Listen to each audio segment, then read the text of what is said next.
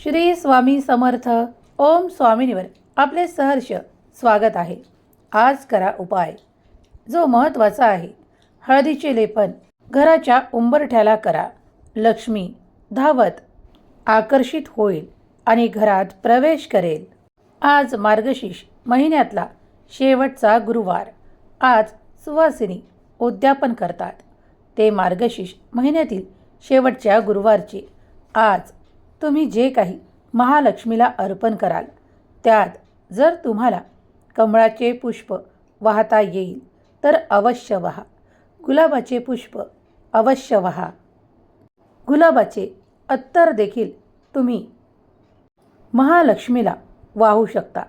त्यामुळे अत्यंत शुभ परिणाम दिसून येतात.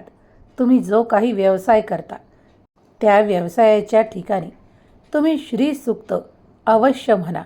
त्यामुळे तुम्ही पाहाल की तुमची ऊर्जा अधिक वाढून तुम्हाला ते धन ते सौभाग्य आकर्षित होईल, ज्यासाठी तुम्ही अधिक प्रयत्न करत आहात. माता लक्ष्मीला आवाहन करायच्या सर्वप्रथम भगवान विष्णूंना नमन करून श्री गणेशांचे स्मरण करून व्यंकटेश स्तोत्र वाचावे. त्यानंतर महालक्ष्मीचे श्री सूक्त वाचावे.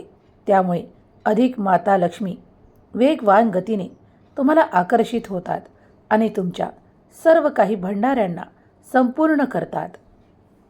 तुमच्या आयुष्यातल्या ज्या काही कमतरता आहेत त्या नाहीशा केल्या जातात. घरात भरभराट सुख समृद्धी येऊ लागते. त्याचप्रमाणे शुक्रवारी देखील तुम्ही हे केल्यास अत्यंत दुर्लभ लाभ तुम्हाला प्राप्त होतात. कधीकधी अशा ठिकाणाहून पैसे येऊ लागतात जिथे कधी तुम्ही आशा देखील केलेली नसते. सुख समृद्धी आकर्षित करणारी महालक्ष्मीची मंत्र स्तोत्र तुम्ही म्हटल्यास तुम्ही महालक्ष्मीला आकर्षित करता. कधीकधी मंत्रांमध्ये चूक होईल म्हणून भीतीपोटी तुम्ही म्हणत नसाल तर यूट्यूबवर ऐकून पाठ करून मग म्हटल्यासही चालेल.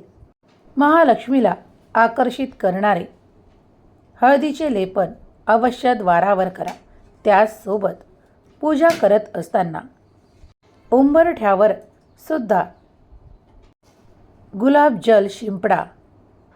यामुळे महालक्ष्मी आशीर्वाद देते आणि अत्यंत घरात प्रसन्न वातावरण निर्माण होतं. कटकटी भांडणे आणि खूप काही त्रास घरात होत नाही. ही माहिती तुम्हाला कशी वाटली ते नक्की कळवा. ओम स्वामिनीवर सर्वप्रथम भेट देत असाल तर ओम स्वामिनीला सबस्क्राईब करायला विसरू नका. तुमच्या आवडत्यांना ही माहिती पाठवा. माता लक्ष्मी आकर्षित होईल. श्री स्वामी समर्थ. जय जय स्वामी समर्थ.